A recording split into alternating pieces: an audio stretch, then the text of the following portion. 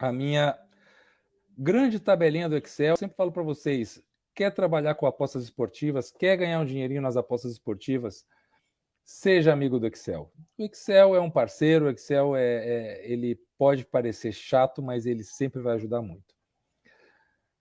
Vamos lá, vamos dar uma repassada nos jogos, né? Goiás e Red Bull Bragantino, que é o mesmo jogo que a gente vai falar hoje pela Copa do Brasil, mas esse aqui pelo Campeonato Brasileiro. Tava lá o over 1,5 com 67%. Indicamos isso para vocês, foi 1-1, verdinho para nós.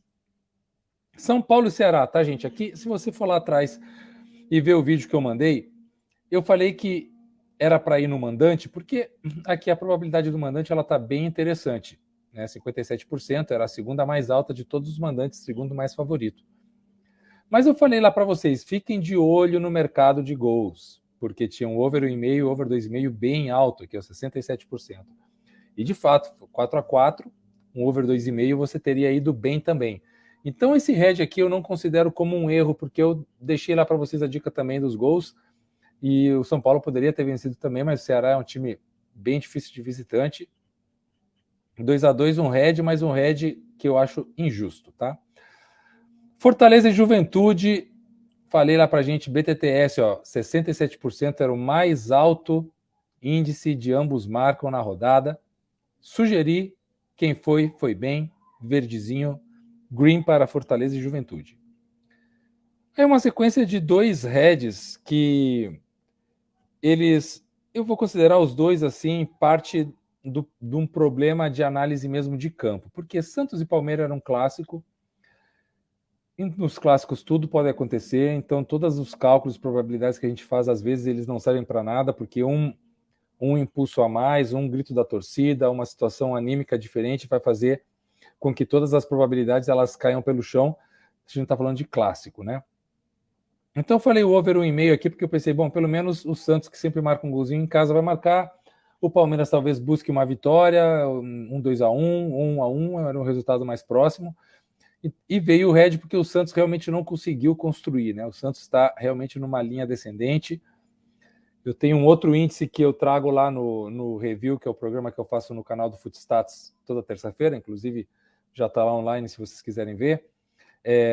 Eu trago um índice meu que chama Justix, que ele mede o nível de justiça da performance do time com o resultado do placar. E o Santos vem há 2 rodadas sendo o time que consegue ter a maior diferença entre performance e resultado. Ou seja, resultados muito injustos ao que o Peixe tem feito em campo. Isso é um sinal perigoso do Santos dentro da tabela e realmente o Santos está caindo, né? Então esse head aqui, eu vou considerar ele como um head justo, porque o over 1,5 ele era interessante, mas é clássico, e clássico tudo pode acontecer. Curitiba e Botafogo, também o over 1,5. A gente tinha aqui um time que nunca tinha perdido em casa, e um time que nunca tinha perdido de fora. Era grande as chances aí de um empate, um empate com gols, né? Para os dois times fazem gols. Ambos marcam, estava bem interessante também. Então, destaque para o goleiro Muralha, do Curitiba, né? Trabalhou muito bem no jogo inteiro. 71% over 1,5 era certo, então esse vermelhinho aqui eu vou considerar como um pouco injusto, porque a nossa tendência ela estava correta e o campo falou contra, mas eu não vou botar esse head aqui na conta de um erro nosso. Novamente, outro clássico, Fla-Flu, né? Tudo podia acontecer. Desculpa, o Flamengo com o Fluminense atravessado na garganta. Deixa eu até beber uma aguinha aqui, que eu também estou com coisas atravessadas na garganta. Não sou o Flamengo, mas... E também não tenho o Fluminense na garganta, mas é isso aí. Então, eu falei aqui, ó, ambos marcam, tá a mesma coisa que o over 1,5. Mas é muito provável que ambos os times marquem, porque é no Maracanã, é clássico, os dois times precisam vencer. Quem foi no ambos marcam se deu bem, mesmo sendo só 50%. Corinthians e América era o terceiro melhor índice de vitória do mandante. Eu falei para vocês, pode ir no Corinthians, 52%, mas o América é o time que mais faz faltas no Campeonato Brasileiro, é o mais faltoso, de mais embate físico, dificulta para o adversário. e dificultou bastante para o Corinthians. A verdade foi essa. O Corinthians não jogou tão bem, mas o América dificultou bastante. Então, esse vermelho aqui eu vou botar como uma culpa minha, porque eu não analisei tão profundamente o jogo previamente como eu deveria, para prever que o América ia ser um adversário mais difícil do que se esperava por essa questão dos desarmes e das faltas. Então, um redzinho aqui justo para a gente.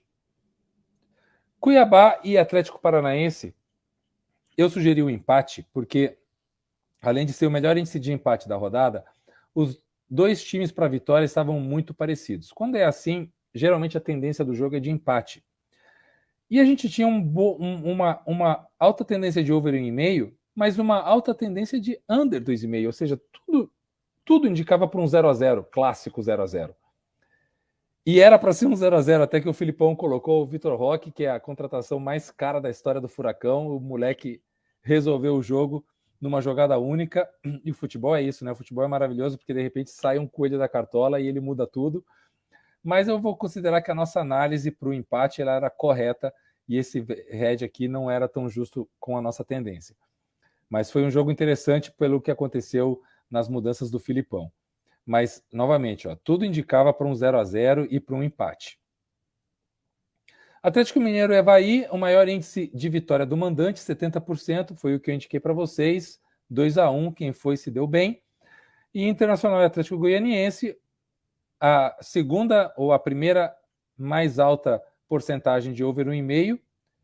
Indiquei para vocês, poderia ter sido mais gols, o goleiro Daniel do Inter jogou muito bem e fez alguns milagres. E você vê que aqui ó, os outros índices estavam pela metade, ou seja, havia como uma situação de que qualquer coisa poderia acontecer e esse aqui era muito alto. Então, fomos nele e nos demos bem.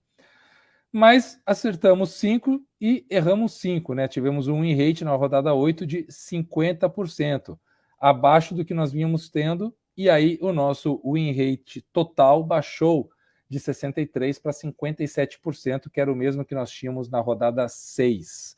Então, regredimos um pouquinho, não muito, mas regredimos um pouco no nosso planejamento de longo prazo, né? A gente vai até o final do Campeonato Brasileiro com isso, sempre tentando manter ali de 65% para cima de win rate. Semana que vem precisamos recuperar, galera. A gente estava recuperando bem, perdemos um pouquinho aqui, mas semana que vem a gente vem com tudo.